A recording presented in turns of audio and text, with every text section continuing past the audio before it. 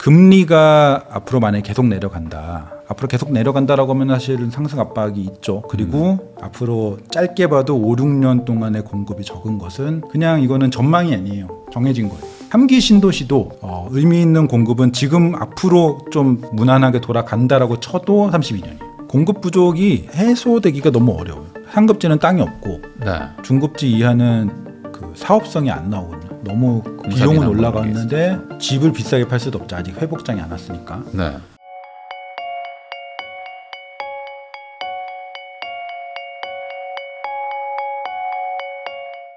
안녕하세요. 부익남TV의 부익남입니다. 대선이 진짜 코앞으로 다가왔습니다. 그래서 지금 부동산 시장이 어떻게 될지 많은 분들이 궁금해하고 계시는데 그래서 모셨습니다. 분전아카데미의 김건우 대표님과 함께 최근 부동산 시장은 어떻게 되고 그리고 이제 대선 이후는 어떤 상황이 펼쳐질지 이야기 나눠보겠습니다.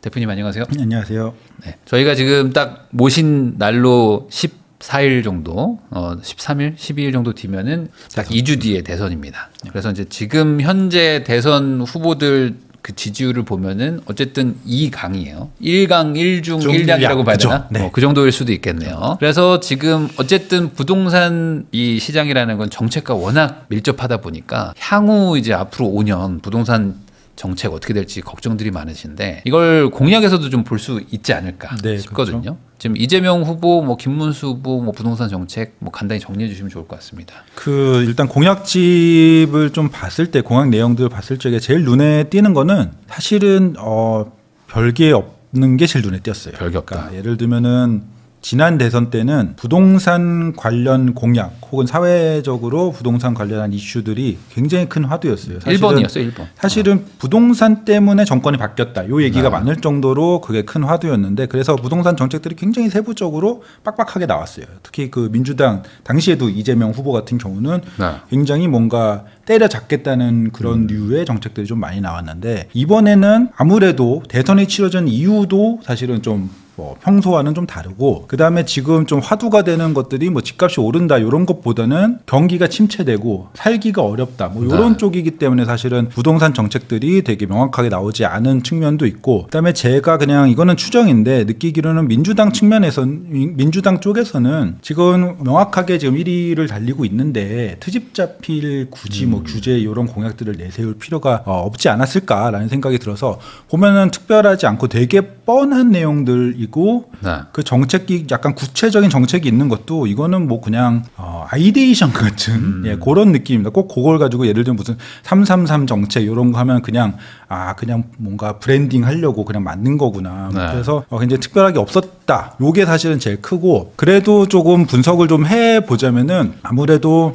이재명 후보 쪽은 그 지금 우클릭으로 지금 많이 유명하잖아요. 지금 많이 얘기가 되고 있잖아요. 그래서 생각보다 규제 정말 규제를 해서 집값을 낮추겠다 이것보다는 뭔가 조금 더 그동안에는 국민의힘이 했던 것 같은 느낌의 시장 친화적인 얘기들도 많아요. 그러면서 이제 공급을 많이 해서 수요와 공급의 원리에 의해서 조금 집값을 낮추겠다 뭐 이런 식의 접근인 것 같고 이 공약집 말고 저는 이 공약집 말고 이재명 후보 본인이 여러 유튜브 경제 채널 이런 데 많이 출연을 했어요. 그리고 뭐 경제 유튜버들 모아가지고 뭐 하는 그런 뭐 간담회식의 그런 것도 있었고 거기서 나온 얘기들을 조금 또 참고할 필요가 있을 것 같은데 눈에 띄었던 거는 세금이나 뭐 거래 제한 이런 규제로 집값을 때려잡는 거는 안 하겠다. 그 다음에 본인이 예전 전 대선 후보였을 적에는 이 집을 가지고 투자 대상으로 삼는 거에 대해서 나쁘게 생각해요. 그거는 하면 안 되는 거고 집은 거주하는 곳, 살 곳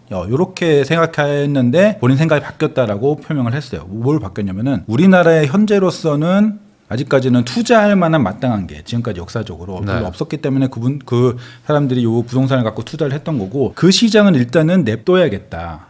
그렇게 돌아갈 수 있도록 그 시장 자체를 인정하고 냅둬야겠다. 하지만 그 투자 시장 밖에 있는 사람들도 거주하고 싶은 그런 집들을 마음 편하게 얻을 수 있게 그거는 정부가 책임지고 공급을 하겠다. 그래서 공급 정책을 보면은 이재명 후보 쪽에서는 확실히 공공 위주로 그다음에 공공 위주 공공 임대 분양도 공공 분양 이런 쪽을 중심으로 좀 이렇게 공급 정책을 취하려고 하는 것 같고 김문수 후보 쪽에서는 그러니까 그 공급 정책도 많은데 약간 민주당 쪽과 차별화가 되는 것은 아무래도 규제 완화가 좀 더 명확하게 돼 있어요. 그러니까 비교하자면은 민주당 쪽은 규제 유지, 안 건드리겠다. 괜히 건드리면 부작용만 나다. 현 상태. 현 상태로 안 건드리고 이걸로 대체적으로 쭉 가겠다. 김문수 후보 쪽은 뭐 제초안 폐지, 뭐 분양가 상한제 완화, 요렇게 약간 완화적인 규제 완화적인 측면하고 거기다 공급 같은 경우는 조금 더 세게 화이트존 이런 얘기를 했거든요. 화이트존 같은 경우는 지금도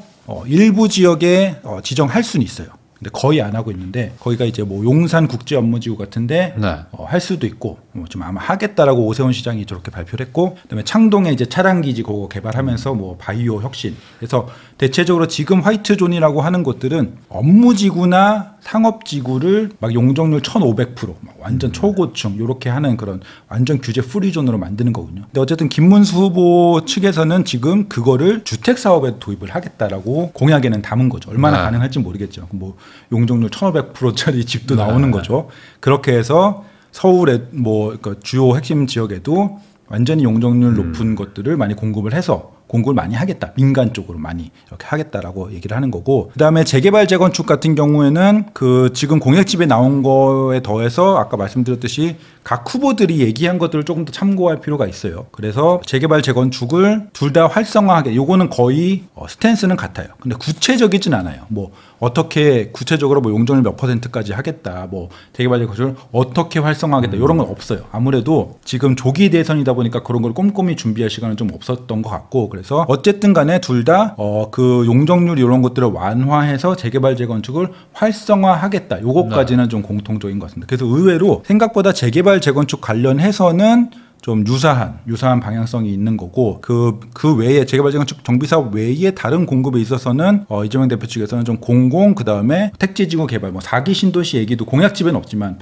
본인이 민주당 측에서 이렇게 발표할 때는 얘기를 했으니까 택지지구 중심, 그다음에 공공 중심, 이쪽은 민간, 그다음에 규제 완화를 통한 고밀 개발, 이런 쪽으로 좀 구분이 되는 것 같습니다. 그러면 지금 어쨌든 간에 이 정책이라는 것이 결론이 나야지만 이제 어느 정도 뭐 방향성은 설정이 되겠지만 현재 지지율 기준으로 만약 봤을 때 민주당 이재명 후보가 당선이 된다고 하면 그거를 제일 걱정들을 하고 계시는 것 같아요. 왜냐하면 그 전에는 어차피 윤석열 정부 때도 민주당에서 이제 국회를 지금 대부분 장악을 하고 있기 때문에 이 상황에서 김문수 후보로 많이 바뀌어봐야 뭐 좀 제한적일 것이다. 그렇죠. 어떤 뭐 법 개정이나 이런 것들은 그러면 그거는 이제 원래 됐던 그걸 이제 분위기를 이어가는 거라고 이제 해석하면 그만인데 이재명 후보가 이제 당선이 되시면은 이제 국회와 이제 행정이 모두 다 그렇죠. 이제 한 당에서 일치가 되니까 그렇죠. 이때부터는 이제 뭔가 드라이브를 걸어도 이제 뭐 사실상 이제 막을 부분은 없는 거잖아요. 그래서 과거처럼 다시 또 증세를 하면 어떡하냐, 이 부분을 제일 걱정하시고 그러니까 아마 그 후보도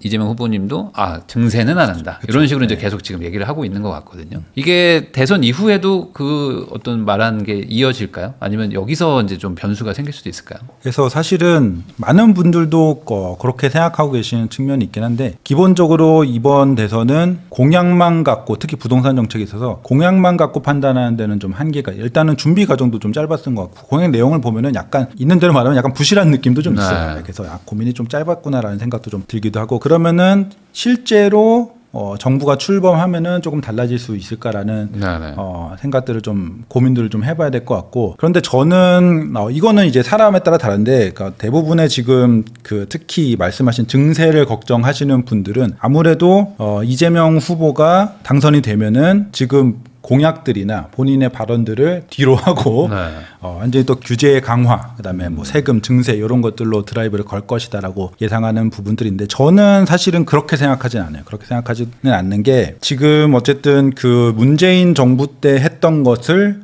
약간 타산지석 삼아서 그때 너무 규제 강화와 막 증세, 중과세 이런 것들 때린 것들이 오히려 뭐 공급 문제를 발생하거나 혹은 매물 거래 시장에서도 매물을 묻게 만들면 벌면서 그게 오히려 가격 상승을 불러일으킨 그런 측면이나 그런 것들로 봤을 적에 그런 게 문제가 됐다라는 것을 어쨌든 민주당 이재명 후보 혹은 이재명 후보 측근들도 생각을 하고 있는 것 같고 그래서 증세를 무조건적으로 무슨 양도세를 엄청 때리고 막 그런 식으로 문재인 정부식으로 가지는 저는 않을 것 같다.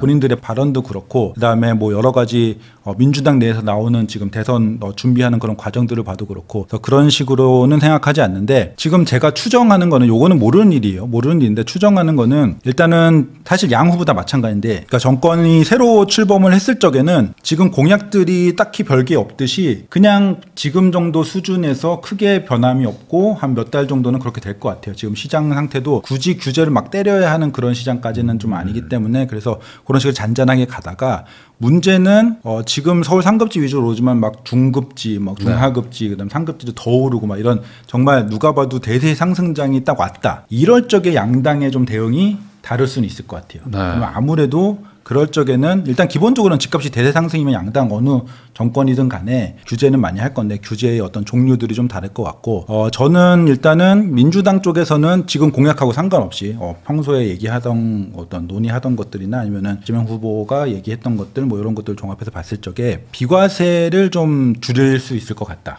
그런 얘기들이 많이 나왔어요. 그리고 문재인 정부 때도 거의 실행할 것 가까이까지 갔다가 그래서 약간 좀 완화적으로만 수정했던 그런 측면이 있는데 그래서 비과세를 줄인다라는 것은 뭐 예를 들면 제일 대표적으로는 장특공제를 줄인다. 장특공제를 줄여서 사실은 엄청난 차익이 있는데도 지금 거의 세금을 그러니까 뭐 12억 이상 비과세인데 거기에 장특공제 하면은 진짜 막 20억 이상의 차익이 있어도 거의 세금을 안 내잖아요. 많이 안 내잖아요. 그런 것들을 줄이면은 이 지금 고가주택에 차익이 많은 분들이 지금부터는 집값이 올라도 반은 세금이네 이런 생각을 가지게 된단 말이죠. 그러면은 약간 예를 들어서 좀 나이가 많으신 분들이거나 하면은 이거 굳이 지금 계속 들고 있지 말고 다른 집으로 이사를 가서 팔고 남은 돈은 뭐 증여 생각도 할 수 있을 것이고 그래서 아마 장특공제를 줄이면은 매물이 나오면서도 세금을 좀 더 거둘 수 있고 문재인 정부 때처럼 중과세를 막 때리면은 매물이 오히려 묶이고 그다음에 그 중과세로 인한 어떤 부작용들도 있고 그다음에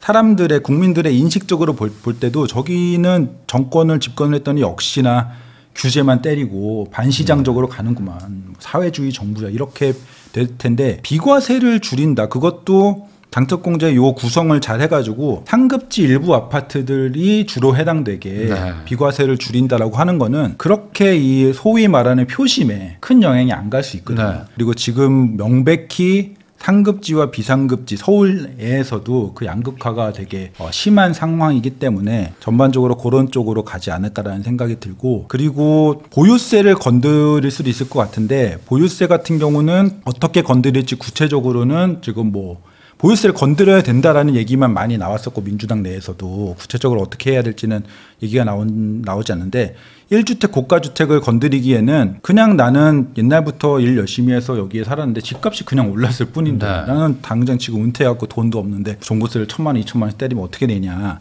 이것에 대한 문제가 있을 것 같아서 그래도 뭐 예를 들면은 거주하지 않는 주택에 대한 뭐 종부세, 보유세 강화. 그다음에 지금 다주택에 묶여 있는데 그거를 뭐 지금 윤석열 정부의 원래 아니었지만 그거를 이제 가액 기준으로 해갖고 좀 더 고가 주택에 부담이 되도록 해서 제가 생각하기엔 전반적으로 고가 주택들의 부담이 되는 쪽으로 그런데 약간 티가 안 나게 중과세는 아니고 지금 거의 안 걷고 있는 거를 더 거둘 수 있는 정도로 그런 식으로 좀 개편을 하지 않을까. 지금 공약에는 없어요. 근데 지금까지 민주당의 어떤 논의되었던 얘기들을 계속 트래킹을 해왔는데 이런 쪽의 내용들이 당장 집권 초기에는 아닐지라도 계속 뭔가 돈이 필요할 때 혹은 집값이 올라서 좀 눌러야 할 적에 그런 것들이 좀 되지 않을까라는 생각이 듭니다. 종부세도 아무래도 윤석열 정부 때 좀 완화가 되면서 종부세가 좀 거치는 게 많이 줄었다. 그래서 이제 뭐 세수 부족의 항상 그 이유 중에 하나로 막 종부세 얘기들이 막 나오고 했었거든요.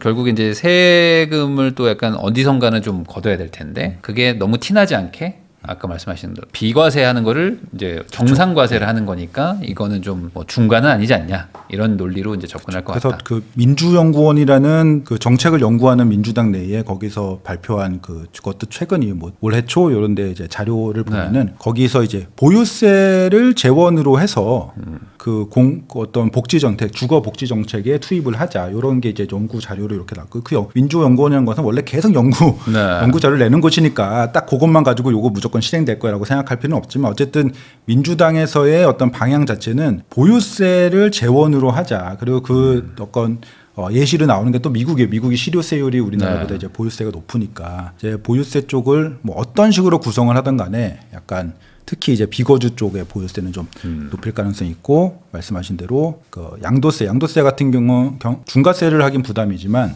비과세를 줄이는 건 어쨌든 팔았을 적에 큰 차익이 났을 적에 조금 더 떼가는 거니까 중과세 엄청 떼가는 게 아니고 조금 비과세를 조금 더 떼가는 거니까. 그런데 어떤 대상이 되는 그 집들이 수십억의 차익을 가진 분들이니까 거기서 뭐 2억씩 더 떼가도 본인에게는 큰 어떤 타격이지만 남들이 보기에는 그게 그렇게 큰 뭐 벌었으니까 좀 내라. 뭐 낼 수도 거니까. 있지 뭐 20억 벌었는데 2억 더 내는 게 어때? 뭐 이렇게 생각할 수 있으니까 그런 쪽이 아마 궁극적으로는 추진이 되지 않을까라고 생각을 합니다. 그럼 다주택 규제나 뭐 완화 뭐 이런 부분에 대해서는 뭐 어떻게 보세요? 다주택은 조금 완화가 될 것 같아요. 왜? 그러니까 이것도 약간 의외일 수 있는데 민주당은 다주택자를 다 때려잡지 않을까라고 생각을 하시는 분들이 있을 텐데 지금 예를 들면 취득세가 제일 지금 요새 특히 지방이나 수도권 외곽 쪽에 좀 어떤 침체가 되는 그런 이유 중에 하나로 많이 취득세 중과, 다주택자 취득세 중과 얘기가 되는데 국민의힘에서 취득세 중과에 대한 안을 냈었어요.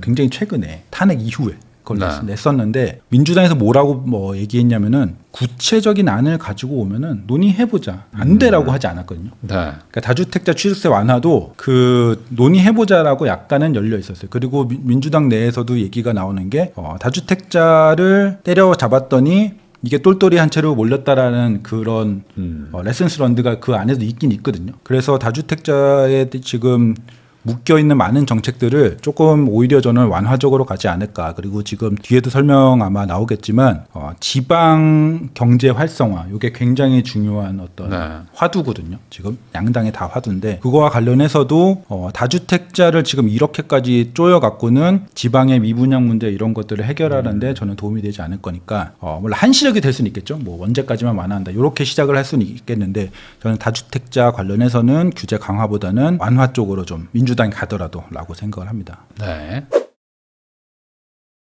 김건우 대표님하고 이야기 나누고 있는데요. 그러면은 이제 지금 현 상태의 어떤 그 세금이나 정책들이 당분간은 좀 유지가 될 수 있다. 이렇게 좀 보시는 부분이 있잖아요. 특히 이제 뭐 어떤 후보가 되든지 간에 당장 뭔가 이게 바뀌기는 쉽지 않다. 근데 결국에 그 지난 과거를 봐도 여당이든 뭐 야당이든 진보든 보수든 모든 대통령들이 똑같이 한 게 집값이 안정화가 되면 딱히 뭘 건들지는 않거든요. 네, 그렇죠. 근데 이게 집값이 올라버리거나 막 내려가면 이제 그때부터 뭔가 막 변화가 생기는데 그 말은 결국에 하반기 내년 상반기에 집값이 어떻게 움직이느냐 그거에 따라서 그렇죠. 이제 대응이 달라질 거라는 거죠. 크게 봤을 때 뭐 하반기 내년 상반기 집값 전망은 어떻게 보십니까? 지금 사실은 제가 계속 전망을 해왔고 그래도 좀 명확하게 얘기할 때도 되게 많았는데 지금이 진짜 어렵긴 한 것 같아요. 특히 상급지 같은 경우는 어쨌든 이유가 있고 사람들이 선호하고 좋아하니까 상급지가 많이 오른 게 맞는데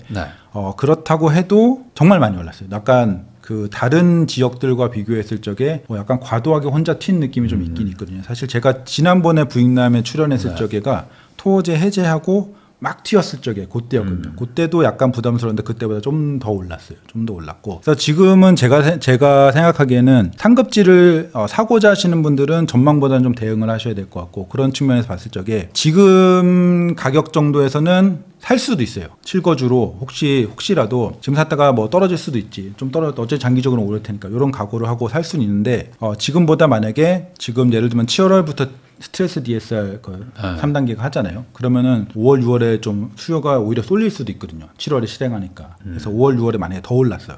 그러면 지금보다 한 5% 정도 더 올랐다라고 하면은 저는 그때부터는 좀 사지 말라고 할 것 같아요. 그래서 하반기에 그렇게 종합해보면 하반기에는 상급지 같은 경우는 일단 지금보다는 오를 거라고 봐요. 오를 거라 보지만 이 오르는 게 오히려 많이 오르면은 어느 순간 부담을 갖고 조정이 올 수 있다. 지금 가격보다는 오를 수도 있지만 그렇게 센 그런 흐름은 안 오거나 세지 않거나 센 게 온다면 그 센 게 탁 왔다가 오히려 조정을 받을 수 있는 트리거가 오히려 너무 센 그런 흐름이. 그래서 그렇게 하반기랑 내년 상반기까지 올 하반기에 상급지의 전망을 별로 좋게 보고 있지는 않습니다. 그러니까 이 상급지라는 기준을 말씀해 주시는 게 좋을 것 같아요. 뭐 예를 들어 예. 30평대 기준으로 금액대로 뭐 끊는다든지 지역으로 끊는다든지. 지금 뭐 강남 3구 마용성 정도까지. 네, 대체적으로는 뭐 강남 3구 중심으로 보시면 될 것 같고 제일 그 적합한 그런 지역은 강남 서초, 잠실까지 요 정도고. 근데 아무래도 거기서 지금 뭐 과천이나 마포성동 이런 신축까지도 한 지금 예를 들면 한 22억 이상 국평 기준으로 그런 곳들도 다 따라서 지금 갭을 좁히면서 올라오고 있기 때문에 그런 곳들도 여기서 좀 더 올라온다. 뭐 예를 들어 지금 마포가 25억 하는데 한 5%만 더 올라와도 뭐 26.5억 이러잖아요. 그러면은 저는 그 정도까지 올라올 수는 있는데 거기가 한계다. 그러면은 올 하반기는 많이 오르는 시장은 아닌 거죠. 그러니까 관성적으로 좀 올라갈 수는 있고. 그러니까 기본적으로 지금 그 사람들이 조급해요. 집값이 네. 오르니까 그냥 계속 따라 붙거든요. 맞아요. 주식도 똑같거든요. 막 올라가면은 그걸 계속 사고 싶어 해요. 그러니까 관성적으로 올라가고 거기다가 스트레스 DSR 7월에 실행한다고 하니까 그 전까지 빨리 대출 끌어갖고 사야겠다라는 약간 조급함도 있기 때문에 일단은 지금 올라가는 흐름이 계속될 것 같은데 그것이 그 정도 강도로 오래 지속되지 않을 것 같다. 근데 반대로 저는 중급지, 소위 말하면은 뭐 대충 급을 얘기하면은 중급지라고 하면은 대표적으로 한 신길 정도를 생각을 해요. 뭐 신길 정도 하면은 병신축, 준신축 정도 되면 한 16억대 뭐 네. 요 정도죠. 그다음에 최근에 분양한 뭐 대조 이런 은평구의 위쪽 녹번, 뭐 홍제 이런 쪽 있잖아요. 한 12억에서 한 17억 사이. 요 정도의 곳들이 기존에는 약간 신길이 고덕보다 약간 쌌어요. 네. 고덕까지는 안 갔는데 고덕보다 약간 싸면서 둘이 약간 티격태격하는 느낌. 그 따라잡을 수 있네 없네 이러다가 확 벌어졌거든요. 고덕이 좀 더 선호가 됐기 때문에 벌어진 거긴 할 텐데 그래도 뭐 좀 더 따라갈 수 있다. 네. 그래서 지금 큰 상급지들이 5%만 올라도 확 오르니까 네. 가격 갭이 좁혀진다라고 장담할 수는 없는데 수익률로 보면은 상승률로 보면은 저는 지금 이제 중급지하고 서울의 하급지 그다음에 경기 남부 이런 쪽들이 먼저 나올 것 같고 그다음에 완전히 소외되었던 경기 북부, 인천 지방 이런 쪽은 저는 이 민주당 후보가 당선이 되면은 이런 기존의 그러니까 서울 중급지는 완전히 소외는 아니거든요. 상급지 대비 약간 박탈감이 있는 거지 완전히 소외는 아니었거든요.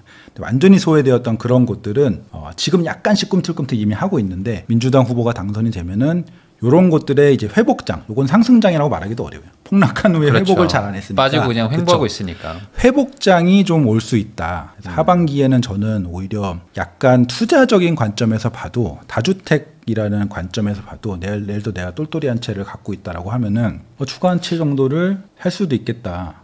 투자적으로. 그래서 그런 쪽들을 조금 더 좋게 보고 있습니다. 상승률 쪽으로 보면은. 그냥 단순히 얘기하면 한 15억 이하대들이 앞으로 좀 15억 좋아질 것 이하대인데 같다. 아예 10억 이하대도. 근데 뭐 아예 지방 중소도시 이런 쪽은 말고 네. 뭐 굳이 가격대로 말하자면은 뭐 한 5억에서 10억 사이 이런 쪽들도 뭐 예를 들면은 지금 운정 이런 데도 지금 너무 이 시장이 안 좋으니까 GTX 발도 지금 전혀 안 네. 타고 있는데 지금 약간 소위 하급지라고 불리는 것 중에 좀 돈이 들어가고 GTX도 이제 좀 아래 네.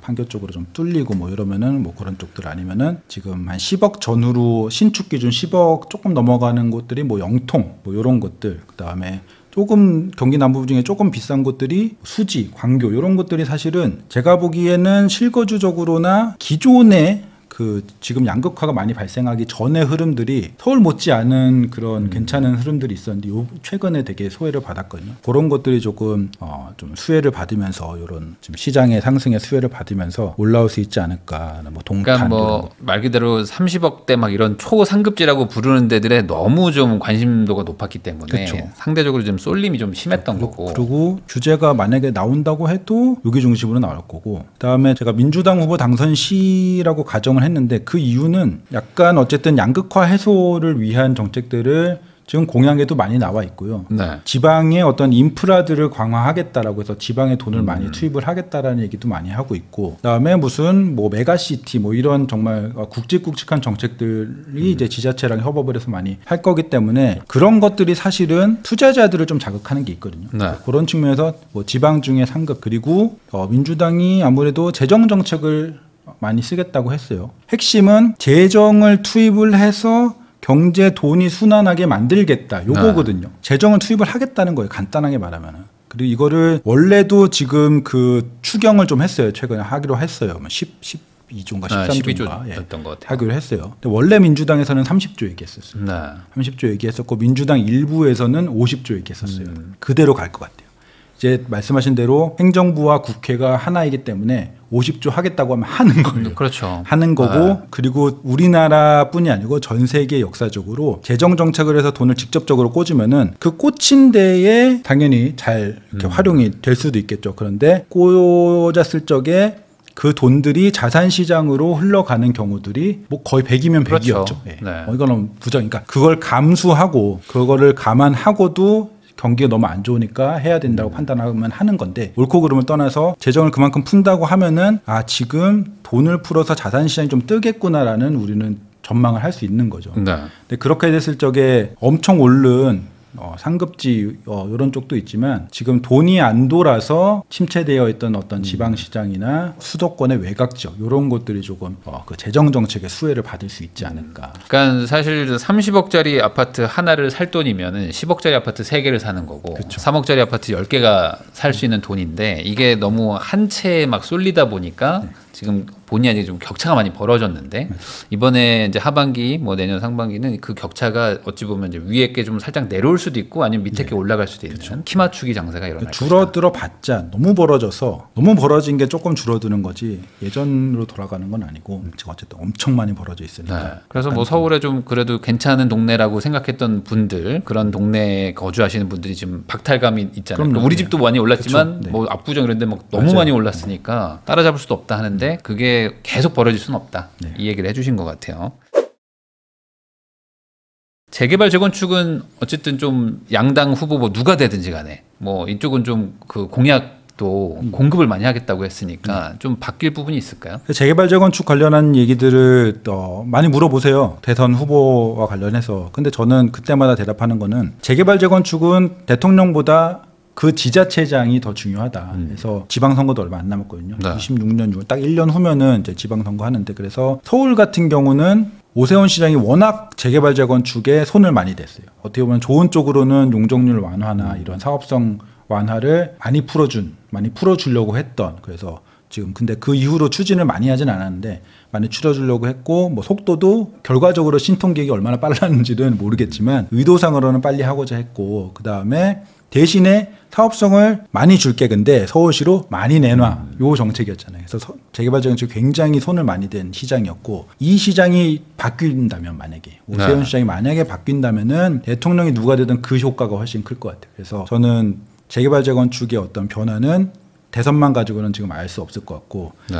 기본적으로는 지금 추진되고 있는 그다음에 지금 원래 정부의 안이 있었어요. 그 중에서 그 재건축 패스트 트랙이라고 하는 그 안전 진단을 뭐 뒤로 미루고 이런 것들은 이미 통과가 됐고 또 하나는 사업성 상승과 상향과 관련된 이미 재건축 촉진 특별법이라는 게 있었거든요. 근데 그게 약간 추진되고 있는 과정에서 계엄이 나오고 막 이러면서 지금 홀딩되어 있는 상태인데 그냥 그거 거의 약간 뭐 정권 바뀌었으니까 약간 수정하더라도 그거 그냥 비슷한 식으로 그냥 흘러갈 것 같아요. 한마디로 재건축 그 규제가 완화되고 사업성이 좋아지긴 하는데 원래 하던 방향이었고 그래서 특별히 뭐 더 엄청나게 완화된다기보다는 원래 지금 공급이 잘 안 되고 있으니까 네. 그거를 원래 상향시키려고 했고 다음 정부도 그걸 그냥 뭐 받아서 하는 건 아니지만 그냥 비슷한 수준으로 흘러갈 것 같다. 그래서 특별할 거 없을 것 같다라는 생각을 좀 하고 있습니다. 현재보다는 그래도 조금 더 개선이 되는 부분이네요. 그러니까 좀 더 지금 예를 하는 들어서 보통 사람들이 생각하는 서울이든 어디든 3종은 300%. 요거는 사실은 이미 깨졌어요.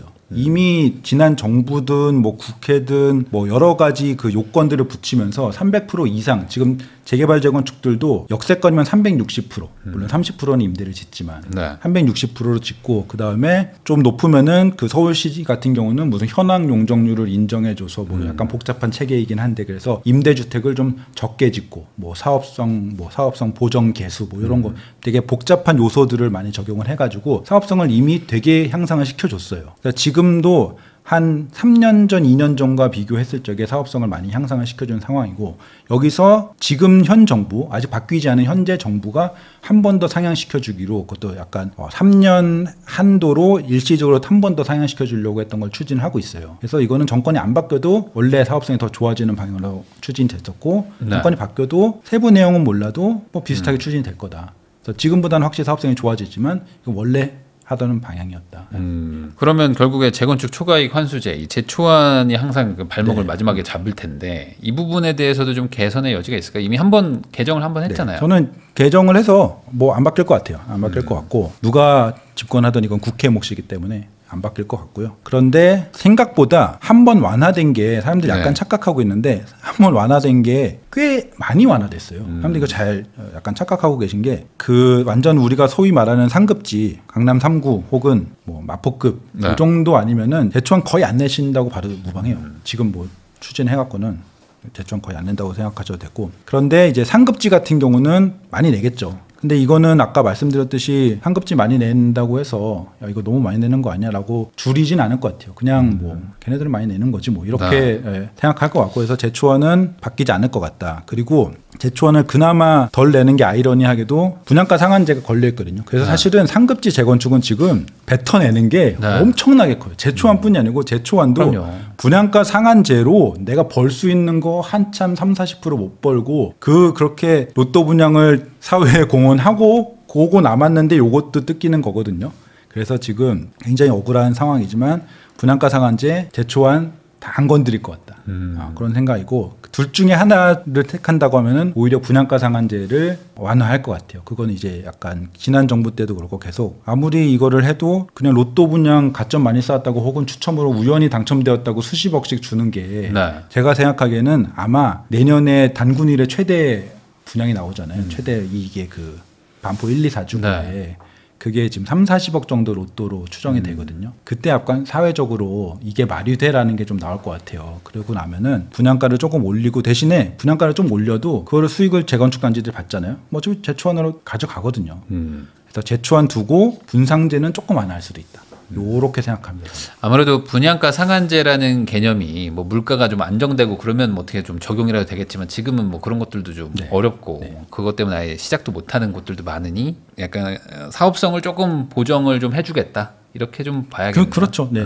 이렇게 보면 결국에는 하반기나 뭐 내년 상반기나 뭐 최상급지는 모르겠지만 전반적으로는 좀 가격이 좀 올라가는 분위기로 봐야 되는 거 아니겠습니까? 평균적으로는 올라갈 거고 저는 네. 전국이라는 측면에서 보면은 확실히 이제 올라간다. 그러면은 뭐 규제 책이 나올 정도까지의 상승은 아닐 것이다. 근데 저는 정도로 그 보이나요? 예를 들어서 지방이 올라간다라고 하면은 이거는 잡는 건커녕 그냥 냅둘 것 같아요. 네. 냅두는 것도 그런데 그러면서 미분양이 해소될 거거든요. 그러면서 PF 문제가 완화가 될 거고 그래서 그거는 한동안은 냅둘 것 같고 뭐 1년 이상 지속된다라고 하면은 좀 네.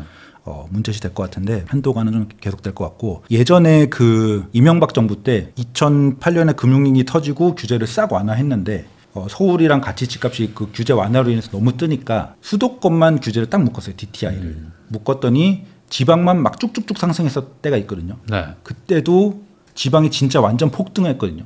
그 KB 지수로 봐도 1년에 부산이나 뭐 창원이나 이런 데 보면 22%, 24% 이렇게 올랐어요. 그때도 한 1년은 뒀거든요. 그리고 2009년 뭐 가을에 그 수도권 DTI 풀었는데 2010년 하반기에 지방도 이제 DTI를 묶었거든요. 1년 동안 한 신나게 올랐어요. 그래서 그 정도까지는 아니겠지만 지방 회복장이 올 것 같고 한동안은 그냥 미분양 해소되고 약간 양극화 줄어드는 그런 것들을 지켜볼 것 같다. 지방 회복장일 때는 다주택 규제들이 좀 없었고 네. 그래서 좀 그쪽이 좀 상승했던 것도 있을 텐데 네. 다주택 규제가 좀 어느 정도 제한적으로 남아 있는 상태에서도 방금 말씀하신 어떤 지방의 막 그런 급상승 이런 것들이 일어날 수 있을까요? 그래서 저는 급상승장은 없을 것 같고 만약에 진짜 다 풀어주면 급상승장이 올 텐데 그렇게 만들진 않을 것 같고 조금 지금 약간씩 완화시켜주는 건 있거든요. 예를 들면 대출 총량제도 완화하고 DSR도 네. 좀 다르게 적용하고 그런 것들 하고 돈 좀 풀어주고 하면은 그냥 회복장 정도. 그래서 투자로 지방에 우르르 들어가는 거는 저는 좀 조심스럽다고 생각해요. 네. 근본적으로 좀 인구 감소 문제도 있고 하니까. 근데 만약에 지금 거기 사시는 분들이 내 집 마련을 지금 할까요라고 하면은 지금 하는 게 낫겠죠. 차라리 지금 하는 게 나을 수 있다. 그렇죠. 나중에 오르고 나서 하는 것보다. 분전 아카데미의 김건우 대표님하고 이야기 나누고 있는데요. 그러면은 금리 인하도 있고 지금 이제 유동성을 막 공급한다 이런 얘기들도 계속 나오고 있어서 뭐 아직은 뭐 전망이지만 사실상 뭐 하반기에는 돈이 많이 풀릴 것 같다. 이거에는 뭐 어느 정도 동의들을 하실 것 같단 말이죠. 거기다 이제 한국은행에서도 금리를 계속 낮추겠다고 막 얘기를 하고 있는 와중이다 보니까 이렇게 유동성이 많이 풀리게 되면 아까 말씀하신 대로 필연적으로 자산시장으로 흘러갈 텐데 그럼 대출 규제가 더 강력하게 나온다든지 과거처럼 뭐 조정 대상 지역을 갑자기 막 더 늘린다든지 이렇게 해서 LTV 자체를 좀 잡으려고 하는 그런 움직임은 없을까요? 그러니까 그거는 서울에 한정해서는 그런 걱정들이 좀 있어요. 지금 제일 좀 걱정되는 부분은 조정 지역에 지정이 되고 그러면은 이제 또 분양가 상한제는 아니지만 분양가 통제를 하거든요. 고분양가 관리하거든요. 그런 걱정은 있고, 근데 예를 들어 지방 같은 경우는 사실은 그냥 올라도 냅둘 것 같아요. 대출 규제도 그렇게 강력하게 하진 않을 것 같고, 예를 들면은 뭐 더 강력하기보다는 지금은 수도권과 좀 차등적으로 하는데 그냥 지금 수도권 하는 걸로 이렇게 완화적인 거를 조금 그냥 원상복귀 정상화 요 정도는 가능할 수 있는데 별로 지방이나 그 미분양 관리 지역 이런 곳들은 별로 규제가 부활할까봐 규제가 강화될까봐 걱정되는 건 없고, 그런데 서울의 약간 중급지 지금 강남 3구 용산 빼고는 다 비조정 지역이잖아요. 네. 지금 약간 걱정이라고 하기엔 좀 이른 면은 있지만 혹시라도 집값이 더 상승하면은 우려가 되는 거는 그곳들을 이제 조정 지역이나 투기 과열 지구 이렇게 지정하는 거는 너무나 쉽거든요. 지정하면 되니까. 그렇게 지금 아무래도 지금 국토부도 그 얘기 많이 해요. 과천이 많이 뜨니까 검토하고 있다. 이렇게. 그래서 저도 아마 가장 먼저 할 수 있는 거는 이 조정 대상 지역 같은 것들을 좀 늘린다든지, 이거는 뭐 명분도 뭐 있으니까 집값이 너무 단기 과열되니까 뭐 좀 약간 누르겠다는 식으로 약간 대출 규제를 하는 게 가장 먼저가 아닐까. 왜냐면 또 돈도 푸는데 이 돈 푸는 와중에 규제까지 안 하게 되면 너무 많이 올라가는 거 아닌가라는 또 걱정을 할 것 같기도 하거든요. 그래서 대출 규제는 뭐 기존에도 했던 거니까 대출 규제는 뭐 하면은 사실은 대출 규제를 영원히 할 수는 없으니까 대출 규제를 했다가 뭐 다시 풀었다가 지금 사실은 그러고 있었잖아요. 그리고 나름 유효하게 좀 돌아갔고, 그거는 그냥 그때 맞춰서 뭐 대응하거나 하면 되는데, 사실은 조정 지역이나 투기 과열 지구를 좀 확대하는 것은 사실은 저는 부작용들이 좀 많을 것 같아서, 예를 들면은 조정 지역 같은 걸 지정을 하면은 아까 말씀드렸듯이 따라오는 게 분양가 통제거든요. 그러면은 그게 결국은 장기적으로 공급을 막을 수밖에 없어요. 분양가를 못 받으니까 재건축 재개발 지역에서도 분양을 뭐 미룬다든지 아니면 좀 거기서 갈등이 생겨가지고 사업이 늦어진다든지, 새로운 정비 사업이 분양가 이 정도밖에 못 받는데 어떻게 하면서 새로운 사업을 못 한다든지, 그 다음에 민간 주택 그 사업자들도 정비 사업자 말고 사업자들도 분양가 제대로 못 받는데 뭐 사업 못 하지라고 해서 저는 그게 제일 우려고, 그래서 지금 만약에 그 새로운 정부의 어떤 책사들 혹은 국토부 장관 이런 분들이 이런 주택 공급의 패러다임을 잘 아시는 분이면은, 물론 국토부 장관쯤 되면 누구나 알아야 되는 거 아니야라고 생각할 수도 있지만, 사실 문재인 정부 초기 장관분은 제가 보기엔 그런 걸 모르는 분이었어요. 그래서 부작용이 많았고, 근데 그런 분들이 아니고 이런 어떤 주택 시장 구조를 아시는 분이면은 저는 조정 지역 지정, 그 다음에 거기서 따라오는 분양가 통제 이런 것들에 대해서 굉장히 조심스럽게 운영을 할 것 같아요. 그래서 오히려 지정을 하면은 당장은 주춤하지만 장기적으로는 오히려 그 곳들이 더 오를 수 있는 그런 상황이라고 생각을 하고, 그래서 장관의 스타일을 봐야 돼요. 정부보다 장관이 누가 되느냐에 따라서 조정 지역을 마음대로 지정하겠구나 이렇게 좀 예측을 좀 해서 정권 초기에 부처장들의 성격을 좀 봐야 될 것 같아요. 근데 만약에 이제 말씀하신 것처럼 그런 규제 지역을 지정하지 않는다면 그냥 인위적으로 금융 쪽에다가 좀 약간의 압박을 넣어서 뭐 LTV 자체를 줄인다든지 뭐 한도를 관리한다든지 뭐 이런 식으로 해도 지금 금리가 지금 상당히 내려가는 걸로 지금 얘기들을 하고 있기 때문에 그 풀리는 유동성, 거기다가 뭐 추경이니 이런 것들 계속 할 텐데 단순히 그렇게 조절하는 거 정도로 이게 가능할까요? 어느 정도 안정화를 시킨다는 게. 그러니까 엄밀히 말하면은 좀 이거는 이제 이렇게 반박하거나 잘못 뭐 이렇게 이말 틀렸어 이렇게 얘기하시는 분들 있겠지만, 그렇게 해서 집값이 오르고 이런 것들은 그냥 어쩔 수 없는 거라고 봐요. 그리고 그거를 지금 이재명 후보가 진심인지는 모르겠지만 그런 얘기를 하고 있는데, 그래서 집값이 오른다고 해서 조정적 지정하고 분양가 오르게 해서 오히려 공급 못하게 되고 이러면은 부작용이 결국 나중에 더 세게 되거든요. 그래서 이게 우스갯소리인데, 예전에 투기과열지구 문재인 정부 때 지정을 하면은 정부에서 인정받은 상급지, 정부에서 인정받은 앞으로 오를 지역, 그리고 실제로 그게 결과적으로 그렇게 됐어요.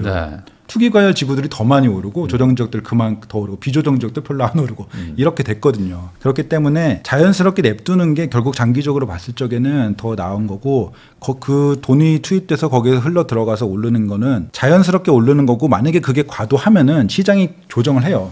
과도하면은 지금은 오르고 3개월에 올라도 9개월이면 떨어져 있고 이럴 수 있거든요. 그래서 네. 저는 거기다가 손을 과도하게 되는 게 맞지도 않은 것 같고 대신에 과도한 유동성이 돈이 너무 풀려서 오르는 것들은 유동성 통제를 작년에 우리 금융당국이 했던 것처럼 대출 중심으로 하는 거는 뭐 그럴 수도 있다라고 봅니다.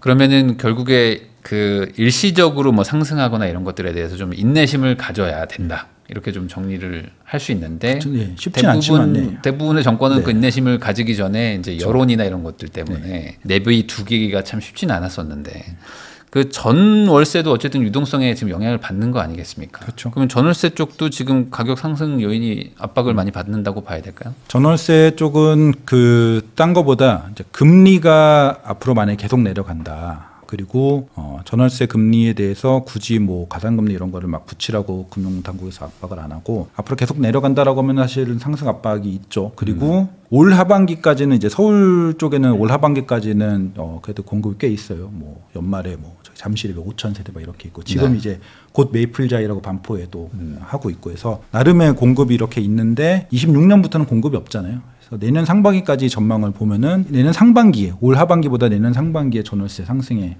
좀 가능성이 있고 저는 요때 전월세가 충분히 올라주지 않으면은 지금 상급지의 전세가율이 너무 낮거든요. 네. 30%대들이 되게 많아요. 여기서 만약에 5%가 매매가 5%가 더 올라가면은 막 전세가율 35% 이런 것들도 있거든요. 그러면은 지금 매매가가 좀 멈춘다면 전세가가 좀 따라 붙어 줘야지 이게 좀 안정적이고 탄탄한 시세가 유지가 되지. 매매가가 떨어지면 몰라도 매매가가 계속 오르고 있는 상황에서 전세가가 그거보다 더 올라주지 않으면은 이 가격에 탄탄하게 유지가 될 수 없고 과열로 볼 수밖에 없다. 네, 그래서 지금 상황에서 그래서 제가 지금 상황에서 5% 이상 더 오르면은 혹은 10% 정도 오른다라고 하면은 전세가가 급등하면은 여기는 사람들이 정말 살고 싶어 해서 실수요적으로 엄청 뜨는구나라고 생각할 수 있는데 전세가는 그렇게 오르지 않았어요. 사람들은 여기 지금 마치 비트코인 사듯이 오르는 자산을 사기 위한 욕망으로 들어온 것들이 많거든요. 지금까지는 괜찮아요. 더 올라가면은 그래서 실거주에 투입하는 돈이 35% 이렇게까지 돼버리면은 조금 그 매매 과열력이 있다고 봐야죠.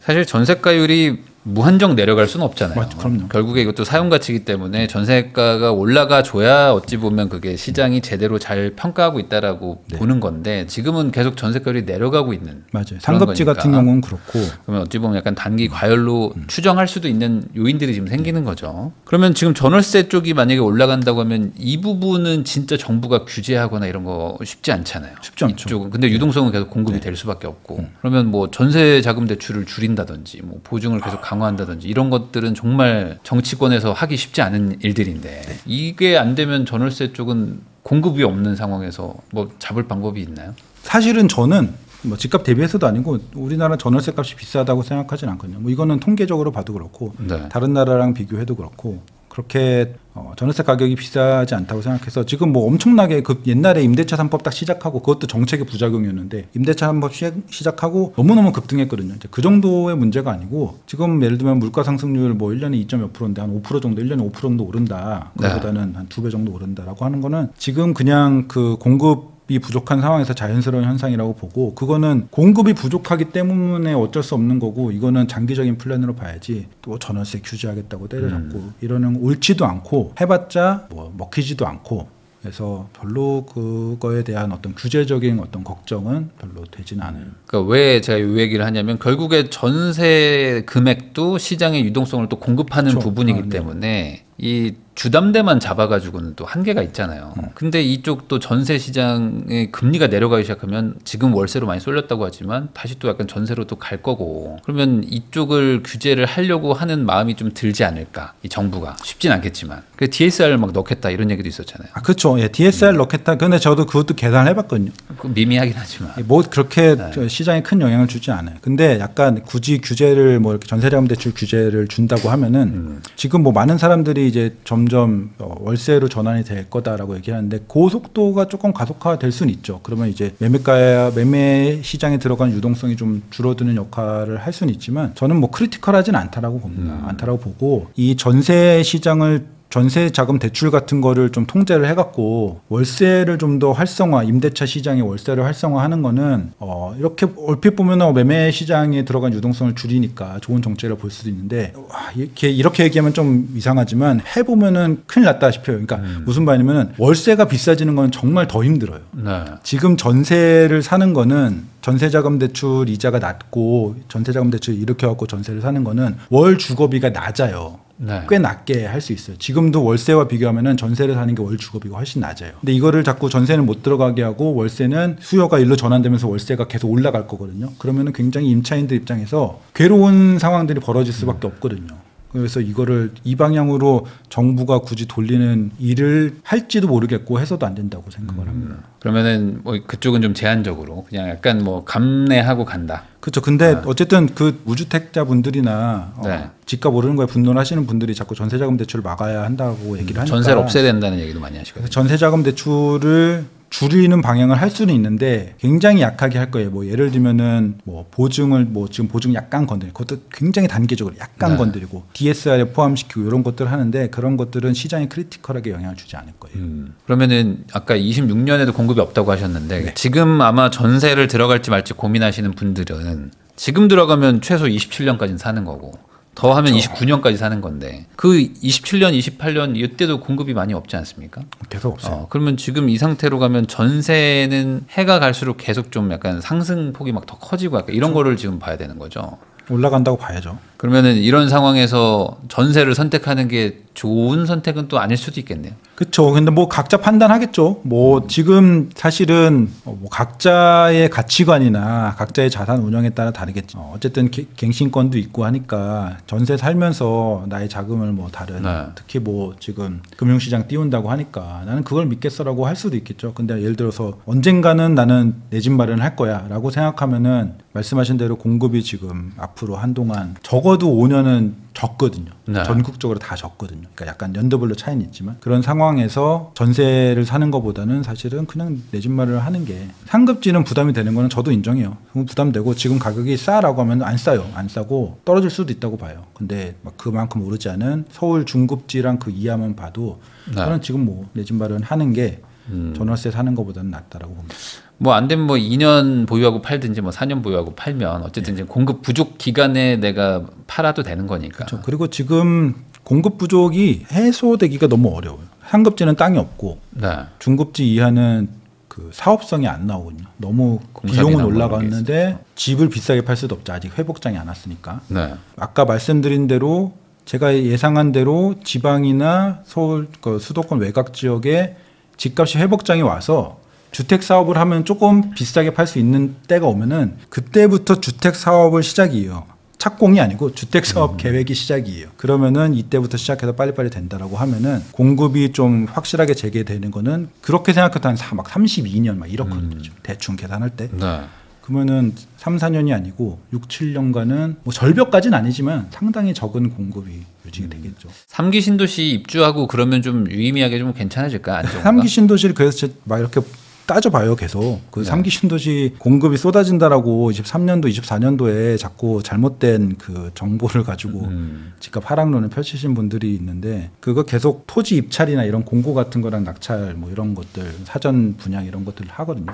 너무 안 되고 있어요. 사업 진행이 너무너무 안 되고 있어요. 그래서 말씀드린 대로 3기 신도시도 의미 있는 공급은 지금 앞으로 좀 무난하게 돌아간다라고 쳐도 32년이에요. 3기 신도시도. 아무리 공공사업을 빨리 하려고 해도 32년부터 조금 좀 빨리 진행한다라고 하면은 그때 3기시는 어쨌든 택지지구 지정한 건 있기 때문에 32년부터는 갑자기 공급이 많아질 수도 있어요. 또 7년 후.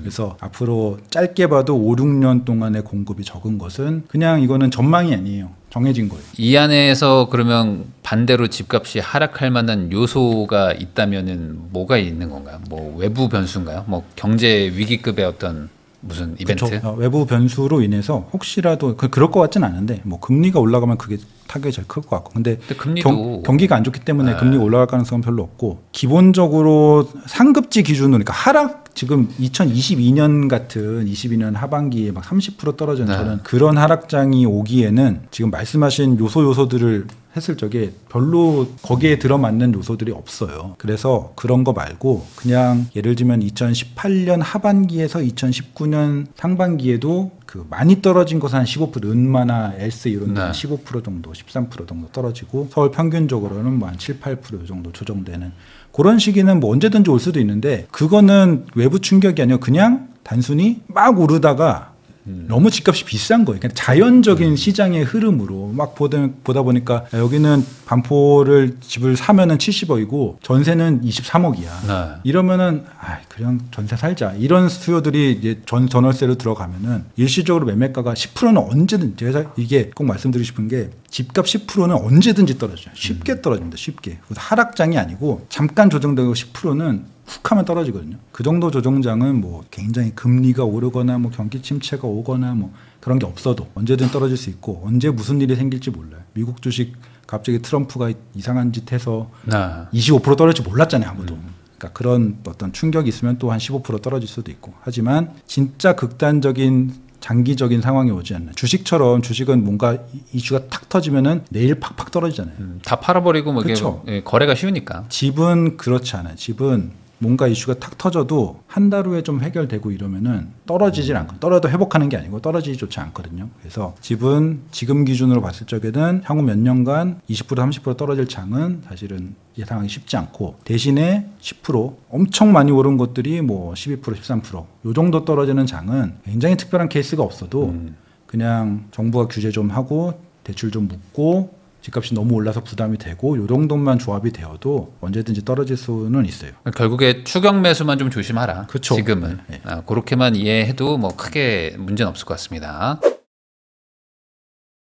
김건우 대표님하고 이야기 나누고 있는데 그러면 이제 이 영상 보시는 분들이 그래도 뭔가를 좀 살라고 하면 아까 이제 뭐 대략적인 금액대 그리고 이제 뭐 재건축 재개발 이런 얘기는 좀 해주셨는데 그래도 좀 어느 정도 좀 지역이라든지 뭐 이런 것들을 좀 이렇게 얘기를 하면 좋겠거든요. 우선은 경기 북부 쪽에 대해서 지금도 관심 있는 분들이 있어요. 왜냐면 거기가 너무 조용하니까 네. 북부 지금 오히려 저평가 아닌가? 라는 생각으로 뭐 지금 뭐 일산 방향도 그렇고 뭐 의정부 쪽도 뭐 좀 약간 조용한 부분이 있단 말이죠. 그쪽은 어떻게 보십니까? 단기적으로는? 그 단기적으로는 오를 수 있다라고 보는데 근본적으로 수요가 굉장히 좋아지고 대세 상승을 타고 집값이 되게 높은 상태를 유지해서 쭉쭉 올라가느냐라고 하면은 사실은 경기 북부보다는 아마 장기적으로 해서 남부가 좋을 수밖에 없다라고 생각을 하는데 제일 큰 장점은 싸다는 거예요. 굉장히 싸죠. 그래서 근데 이게 싼 건지 저평가인지가 이제 구분이 잘 안 간다 이런 게 있죠. 그러니까 그 저평가인 거죠. 일시적인 저평가. 그러니까 너무 폭락한 후에 회복이 되지 않아서 저평가고 저평가인데 이 호재가 없으면은 그 지역이 그냥 그대로라고 하면은 저평가는 그냥 본평가가 되는 건데 그래도 나름 의정부에도 GTX C도 뚫리고 운정 파주 운정 일산 이런 쪽에는 GTX A가 지금 이미 반은 개통했지만 사실은 밑에까지 뚫려야 그다음 28년에 삼성역이 개통하는 게 또 핵심이거든요. 그렇게 딱 돼서 운정에서도 저기 서울역에서 강북 업무지구도 출퇴근할 수 있고 강남도 쉽게 출퇴근할 수 있고 이렇게 되면은 사실은 매매가가 오르기 전에 전세가부터 오를 거예요. 거기 왜냐면은 지금 신축 국평이 3억 초반 막 3억 중반 이러면은 거주할 수 있거든요. 그러면 이제 그거에서 그래도 좀 출퇴근을 하는 사람들이 할 수 있는 사람들이 많아지면은 전세가 월세가부터 오르고 자연스럽게 투자자들이 쏠리지 않아도 자연스럽게 집값이 오를 수 있을 거라고 봐요. 그래서 지금은 가격이 좀 낮은데 그러니까 많이 떨어진 상태에서 오르지 않았는데 거기에 지금 호재까지 확실한 호재 될지 안 될지 모르는 그런 벙벙한 호재가 아니고 확실한 호재가 이렇게 있기 때문에 저는 그냥 단기적인 회복 차원에서는 장기적인 엄청나게 지역의 미래가 밝다 이런 건 아닌데 괜찮다라고 생각을 합니다. 그러면 이제 오히려 어떤 뭐 호재라든지 장기적인 전망 이런 거는 경기 남부권 뭐 이제 반도체 뭐 이쪽을 더 얘기들 많이 하시는데 그쪽은 또 오르기도 좀 올랐거든요. 어느 정도 약간 회복도 좀 하고 그러다 보니까 이거 사도 되나 뭐 이런 생각도 하시고 그 가격으로 차라리 뭐 서울 살까 뭐 이런 것들도 계속 고민하시는데 서울도 그런 가격대로 살라고 보면 또 약간 좀 마땅치 않은 것 같기도 하고 최근에 막 동작 돌아다니시던 분이 있었는데 결국에 안 샀거든요. 아, 그래요? 네. 이게 너무 또 단기간에 막 올라버리니까 그러니까 지금 뭘 해야 되냐 이런 거에 대한 좀 고민은 좀 있으신 것 같아요. 뭘 좀 타겟팅 잡아서 뭐 이렇게 투자를 선택을 해야 될지. 일단은 어쨌든 길게 보시라는 얘기를 하고 싶고요. 투자로 한다고 해도 어쨌든 3, 4년 정도는 요즘에는 한 4년 텀을 잡고 그 정도는 되죠? 잡고 가야 된다고 보면은 어쨌든 경기 남부 쪽이나 뭐 서울에 지금 덜 오른 중급지, 뭐 신길 이하 이런 곳들은 괜찮다고 보고. 네. 근데 저는 제가 좋게 보는 편은 좀 그냥 갭 투자보다는 투자적으로 보면은 갭 투자보다는 약간 정비 사업과 이렇게 같이 가는 쪽을 좋아하죠. 예를 들면은 재건축인데 2년 정도 살면은 뭐 이주도 하고. 네. 뭐 착공 들어가고 그러면 나는 잠깐 딴 데 살다 오면 신축 살 수 있는 뭐 그런 것들이나 아니면은 전월세 살면서 그 입주 권리만 이렇게 확보할 수 있는 그래서 보면 이제 안전마진 계산을 할 수 있잖아요. 그게 공사비가 쭉쭉쭉 계속 올라갈 때는 이게 위험한 계산이었어요. 네. 지금 내가 계산한 거랑 실제 나중에 결과물이 다를 수 있었거든요. 근데 이제는 한 평당 고급화하면 한 900만 원, 고급화 네. 안 하면 한 750에서 800 정도 요 정도에서 지금 안정화가 좀 됐거든요. 그리고 집값은 조금 오른 상황이고 그렇기 때문에 지금은 좀 계산을 해서 나 전월세 한 4년 살면서 지어지고 있는 거 좀 보고 좀 입주권 같은 거 투자하셔도 좀 좋을 것 같고 돈이 좀 부족하면은 지금은 조금 비상급지, 중급지 혹은 경기도 쪽에 분양권을 돈이 좀 부족하고 예를 들어 한 2, 3년 후까지 나는 돈을 열심히 모을 수 있다. 네. 그건데 연봉도 오른다. 결혼한다. 이러면은 미리 분양권 사둬도 지금 분양권이란 거는 사실은 어떻게 보면 레버리지가 큰 계약금만 걸고 하는 거니까 위험할 수 있는데 지금은 가격의 레벨이 그렇게 위험한 수준은 아니니까 내 집 마련을 좀 더 일찍 돈이 부족하면 일찍 하고 싶다라고 하면은 뭐 경기도나 서울의 좀 비상급지에 분양권을 확보해 두는 것도 좀 괜찮을 것 같아요. 뭐 예를 들면은 작년에 분양하는데 이제 1년 후에 이제 분양권이 풀리잖아요. 그런 네. 것들이 좀 있거든요. 뭐 광명에도 있고 저기 성남에도 있고 뭐 있어요. 그런 것들을 보고 지금 시세 수준하고 비슷하면은 내가 10%만 가지고 집을 살 수 있는 거니까 사실은 괜찮거든요. 그래서 그런 것들을 좀 미리 투자를 해두는 것도 괜찮죠. 그러면 아까 말씀하신 거는 이제 어느 정도 이제 계산이 좀 나오는 곳들을 얘기를 해주신 것 같은데 네, 지역의 미래나 지역의 시세 상승을 보는 거는 약간 운도 좀 따라야 되고 전망을 네. 하는 건데 안전마진을 안고 투자하는 게 조금 더 좋을 것 같고 그다음에 안전마진이 없더라도 금융적인 좀 조건 내가 지금 돈이 좀 없는데 미리 사두고 싶다. 그걸 하게 타이밍적으로는 좀 괜찮다. 그러니까 내가 지금 10% 돈밖에 없는데 2년 동안 모아서 살려고 하면 그 사이에도 올라버리니 그렇죠. 예. 차라리 그냥 지금 미리 사는 게 분양권 같은 네. 거를 사놓으면은 레버리지 효과를 쓸 수는 있다. 네. 그러니까 결과적으로는 그 시세 상승의 어떤 지역성을 따지기보다는 그 개별 단지를 보라는 거네요. 그 지역성으로 보면은 좀 큰 틀에서는 저는 상급지는 더 오를 수도 있고 오르다 말 수도 있는데 네. 비상급지 쪽을 지금 내 집 마련을 고민하다가 안 사버리면은 올라버려서 네. 거기까지도 올라버려서 지금 잡을 수 있는 게 없어질 수 있으니까요. 그러니까 제가 비상급지 쪽은 전반적으로 서울 중급지, 중하급지, 경기도 중급지, 경기도 중에도 사실은 연천도 있고 뭐 안성 막 이렇잖아요. 그런 거 말고 경기도에서 약간 역세권 이런 나름 지하철역 있고 그런 네. 곳들 그런 곳들이라면은 지금 살 타이밍적으로 어디든 전반적으로 타이밍적으로 좋고 그다음에 지역적으로 말씀을 드리면은 저는 그 지역 지금 지하철 공사하고 있는 곳들이 되게 많아요. 공사를 곧 시작할 곳들도 많고 GTX-B도 이제 진짜 곧 공사하거든요. 요거는 이제 파이낸시까지 끝나서 진짜 곧 공사하고 지금 공사는 아직 안 들어갔지만 그래도 절차적으로 지금 계속 뭔가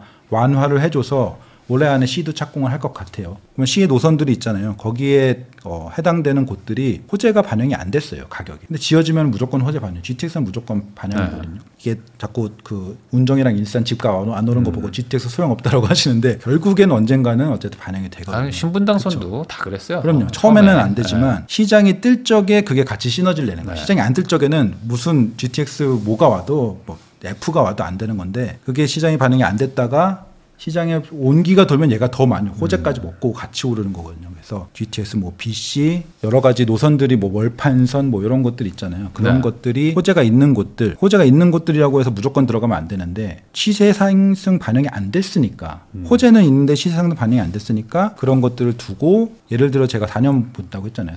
4년 보고 내가 실거주로 들어가면 4년 그냥 살면 되잖아요. 5년 후 개통이라고 해도 4년 정도 되면은 이미 좀 반영이 되거든요.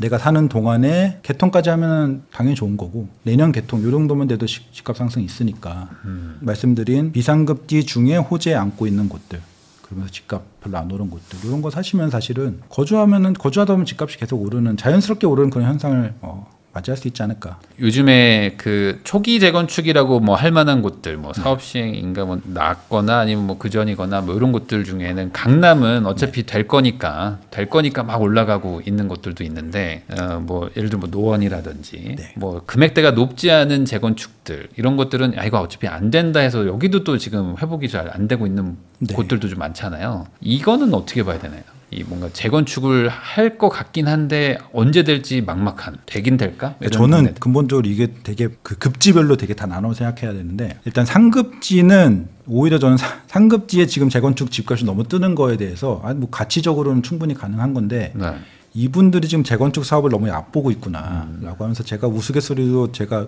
있는 톡방 같은 데 공유하는 게 음마 아파트가 안전진단을 시도했다가 떨어진 게 그러니까 재건축 시도한 게 2002년이에요. 2002년에 안전진단을 실패했어요. 개포주공 1단지 재작년에 준공됐잖아요. 조합 설립인가 2002년인가에 조합 설립인가 됐거든요. 이게 재건축이라는 게 생각보다 굉장히 지난하고 엄청난 스트레스와 이런 게 많은데 너무 쉽게 생각하시면 안 되고 그 아까 말씀하신 부분에 대해서는 일단 저는 서울은 좋게 봐요. 조금 급지가 낮은 재건축조차도 특히 노도강 같은 경우는 나쁘지 않게 보는 게 사람들이 노도강 재건축에 대해서 나쁘게 보통 주로 얘기를 하는데 서울시에서 계속 혜택을 줘요. 노도강 중심으로 줘요. 특히 노원구 그 도봉구에 또 창동 뭐 노원구 상계 중기 이쪽 중심으로 계속 그걸 주고 그래서 그쪽에 그 정비 계획을 수립을 하면요. 용적률 450%막 이렇게 수립이 돼요. 어떻게든 450%가 되면서 그 무슨 보정개수라는 게 있어요. 그것 때문에 임대도 좀 적게 지어요. 450%를 지으면서 임대도 적게 지어요.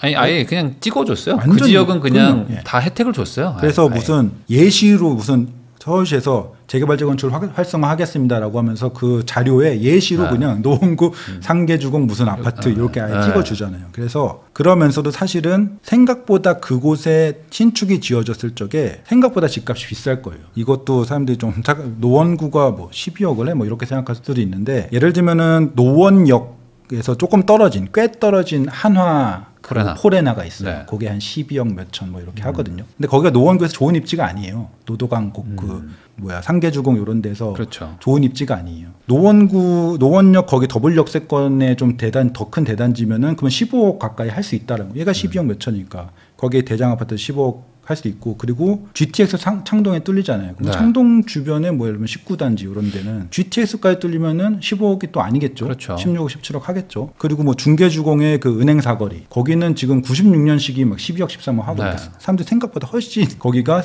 생각보다 집값이 비싸요. 그럼 거기에 새 집이 되면은 집값이 더 비쌀 거 아니에요. 그러면서도 서울시가 밀어준다. 그래서 저는 서울에서는 그 서울시에서의 얼마나 밀어주느냐. 의외로 지금 서쪽은 말은 막 이렇게 한다고 하는데 재건축과 관련해서는 저는 최근 또 뭐 발표된 게 있는데 별로 혜택을 많이 안 주더라고요. 이상하게 그 동북권에 일자리도 막 하려고 하고 그래서 그쪽은 좀 좋게 보고 그래서 지금 물론 시장이 바뀌면 어떻게 될지 모르겠지만 현재 기준을 봤을 적에 서울시에서 중하급지 재건축을 본다라고 하면은 이거는 서울시의 의지를 잘 봐야 돼요. 서울시에서 얼마나 밀어주는 곳이냐. 그렇게 보시면 될 것 같고 경기도는 그 좀 보수적으로 보시는 게 맞아요.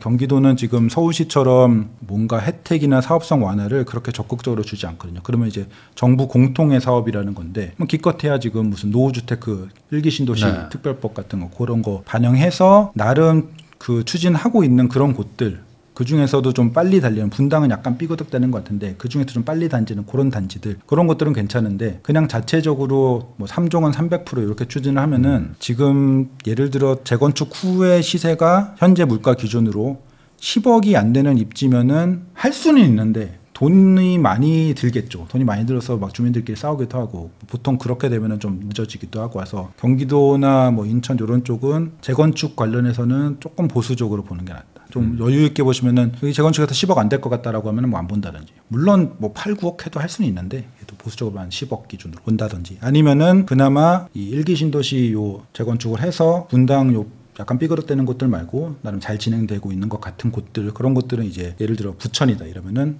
기본 350%, 뭐 역세권이면 뭐 450% 이렇게까지 할 수 있으니까 지금 정부나 그 지자체의 어떤 인센티브들이 차등적으로 제공이 되고 있으니까 그런 공부를 좀 하셔서 사업성 완화가 되는 곳들이 그렇다고 그게 집값에 지금 반영이 안 됐거든요. 시장이 다 별로 안 좋아서 그런 곳들이 집값이 좀 눌려 있다라고 하면 들어갈 수 있죠. 근데 어쨌든 경기도 쪽은 좀 보수적으로 보고 서울시는 서울시에서 밀어주는 곳들은 괜찮다. 경기도가 오히려 약간 신축인 곳들이 지금 전세가도 막 올라가고 있는데 이 회복이 안 된 게 좀 있거든요. 네. 오히려 경기도는 신축을 사는 게 어떻게 보십니까? 뭐 이런 갭 투자 이런 거요. 네. 초기 재건축보다는 재건축을 투자하기는 좀 리스크가 있잖아요. 초기 재건축보다는 신축을 투자하는 것도 괜찮죠. 제가 아까 말씀드렸던 호재가 있는 곳들에 네. 신축을 투자를 하는 거는 그리고 지금 전세가도 말씀하신 대로 계속 꾸준히 막 급등은 하지만 꾸준히 조금씩 올라가고 있거든요. 네. 그럼 실거주 수요도 있고 그리고 호재가 있는 곳들이 또 있으면은 그 호재 받고 언젠가 올라가고 그래서 갭 투자를 신축을 하는 것도 뭐 나쁘지 않고 그다음에 신축에 들어가서 내가 좀 편한 시설 누리면서 살면서 말씀하신 대로 딱 이렇게 될 것 같아요. 경기도는 실거주 측면에서 보면은 몸테크를 할 이유가 없어요. 신축 편하게 살면은 네. 집값도 많이 오를 수 있어요. 투자를 한다라고 하면은 재건축도 오래된 곳들도 전세가율이 높아서 갭이 작은 곳들이 있어요. 그런 것들 그냥 7, 8년 묻어두겠다 이런 마음으로 갭이 작으니까 할 수도 있는데 실소유주가 들어간다라고 하면은 경기도 몸테크는 말이 안 되는 거예요. 경기도는 신축, 실거주는 신축, 투자로는 일개신도시 특별법 같은 지원책을 잘 공부하시고 투자로는 공부 꼼꼼히 하셔서 보수적으로 보셔라. 서울은 뭐 차라리 뭐 중저가도 한번 그렇죠. 몸테크 네. 해볼 수도 있다. 서울은 그렇게 몸테크도 가능한 곳들이 있죠. 뭐 예를 들어 뭐 철산 이런 데는 어떻게 보십니까? 철산. 철산은 저는 서울급으로 봐요. 특히 지금 철산에서 하안 말고 철산 기준으로 보면은 남은 게 대장이거든요. 네. 12단지, 13단지. 12단지, 13단지는 거의 신길급이에요. 예를 들어 지금 앞쪽에 자이 이번에 멋지게 지어서 입주한 자이가 잘 거래된 게 14억 정도 하더라고요. 그러면 12, 13단지는 15억 이상 할 거잖아요. 그러면 사업성도 잘 나오고 광명시에서 또 용적률도 잘 줬어요. 임대가 없어요. 임대도 없고. 그래서 철산 같은 곳들은 괜찮죠. 입지도 괜찮고 지역 자체도 다 재개발 재건축 되면서 좀 더 이렇게 주거 환경도 개선이 되고 조금 하안 쪽은 단지별로 좀 차등이 있으니까 이거는 공부를 좀 하셔서 어디가 사업성이 나오는지를 꼼꼼히 보셔서 해야 되고 철산 같은 경우는 초기 단계니까 좀 보수적으로 보셔야 되지만 어쨌든 철산 정도 되면은 거의 서울급이라고 보고 홈테크를 할 수도 있죠. 결국에는 지금 약간 지역별로 그리고 말씀하신 것처럼 어떤 혜택을 주냐 안 주냐를 가지고 해야 될 것 같아요. 그러니까 그만큼 이게 사업성이 막 잘 나오고 이런 게 없잖아요. 그래서 공부를 해야 돼요. 공부 거의 안 하고 타이밍상으로 무조건 들어가야 된다는 타이밍도 있지만 지금 뭐 그런 타이밍까지는 아니니까 공부를 하셔야 되고 공부를 하시면은 보이는 곳들은 있고 서울 따로 경기 따로 그 판단하는 기준 좀 다를 수 있고 빌라 오피스텔 뭐 이런 것들은 아직은 아니겠죠. 빌라는 사실은 저는 영원히 아닐 거라고 생각을 하고요. 영원히 재개발이 될 수는 있으니까. 그렇죠. 그거는 이제 별개. 근데 그냥 일반적인 빌라가 재개발되는 건 아파트 투자예요. 네. 미래 아파트가 될 것을. 그게 아니라 빌라 그 자체로 보면은 별로. 오피스텔은 저는 월세 상승을 노리고 하는 거예요. 그러니까 예를 들어서 수익형 부동산 말 그대로 수익형 부동산이죠. 우리가 아파트에 투자하는 그런 관점이 아니고 오피스텔에 투자를 했는데 주변 월세랑 이런 게 올라가지고 그 투입 자금보다 뭐 연 한 6, 7% 이렇게 받을 수 있으면 어떤 투자보다 나을 수 있으니까 그런 관점에서 저는 특히 서울의 역세권 아니면은 경기도 중에 월세율 높은 역세권 이런 데들을 보면은 괜찮을 수도 있다고 보고 그다음에 제가 이거는 계속 좀 팔로우를 하면서 트래킹을 해야 될 것 같은데 어쨌든 눈여겨보고 있는 거는 그 해외의 빅 자금들이 우리나라의 그 임대 사업들을 하려고 하잖아요. 보면은 오피스텔이나 아니면은 오피스텔급의 작은 아파트들, 도생 이런 것들이에요. 투룸 이런 것들이에요. 그런 것들을 그 큰 자금들이 계속 들어오면은 이거는 무조건 월세가 올라요. 이 우리나라 월세가 팍팍 안 오르는 이유 중에 하나는 소유주들이 돈이 없어서 그래요. 개인이잖아요. 소유주들이 개인이고 그래서 이 월세를 올리려면은 공실 나도 뭐 그렇죠. 버티고 버틸 거야. 그냥 가야 되는 높은 거죠. 월세를 받을 때까지 버틸 거야라고 해야 되는데 우리나라 집주인들은 그걸 못 해요. 빨리 돌려가지고 해야 되기 때문에. 근데 만약에 보증금도 못 빼죠. 지금. 그렇죠. 보증금도 그냥 어떻게 아니면은 막 경매 넘어가야 될까 봐 막 어떻게든 뭐 5만 원 내리고 막 협상도 막 해주고 좋은 게 좋은 거라고 막 이런 식으로 하는데 그 빅머니들 해외에 무슨 모건 스탠리 이런 데서 아니면은 외국 사례를 보면은 그 기업형 임대주택 운영하는 그런 곳들은요 피도 눈물도 없어요. 무조건 계속 월세를 올리려고 할 거예요. 그러면 그렇죠. 그 회사들이 우리나라에 많이 들어오면은 월세는 올라가는데 이게 우리가 말하는 국평 아파트들 이런 데까지 영향을 얼마나 미칠지는 잘 모르겠고, 근데 오피스텔 시장에는 월세 중심으로 영향을 미칠 수 있을 것 같고, 그리고 그 회사들이 들어가는 입지들을 좀 보면은 역세권밖에 안, 뭐 당연한 얘기죠. 고인들이 분석을 할 텐데 돈도 많은데 역세권밖에 안 들어가니까 그렇게 같은 수혜를 보려면은 역세권에 들어가고, 그리고 공교롭게도 그런 쪽에서 이제 매입을 하긴 하는데 짓는 거 기준으로 또 오피스텔 마찬가지로 지금 공급이 확 줄었어요. 원래는 막 엄청나게 지어댔는데 우리나라 막 그냥 둘러보면 다 오피스텔이었는데 이제는 또 그 수익이 안 나니까 오피스텔을 또 공급도 데이터를 보면 확 줄어들고 있거든요. 그러면 또 월세가 오를 거니까, 물론 월세 오르면서 오피스텔 가격도 오를 수는 있지만 처음에 딱 들어가지고 노리는 것 자체가 요거를 비싸게 팔아먹기보다는 월세가 뭐 예를 들면 한 두세 번 오르다 보면은 뭐 한 내가 투자한 것 대비 뭐 8%, 10%도 얻을 수 있다. 이런 관점에서 보면 괜찮을 거라고. 지금까지 분주한 아카데미의 김건우 대표님 모시고 최근 대선을 앞둔 부동산 시장이 앞으로 어떻게 움직일지, 그리고 이제 뭐 길게는 한 내년 초까지 어떤 시장 분위기가 이제 펼쳐질지 이야기 나눠봤습니다. 전월세 시장부터 이제 뭐 비아파트, 오피스텔까지 다양한 이야기 나눠봤으니까 요 내용 참고하셔가지고 투자에 반영하시면 좋을 것 같습니다. 귀한 시간 내주셔서 시청해주신 거 다시 한번 감사하다는 말씀 전하면서 저도 인사 나누도록 하겠습니다.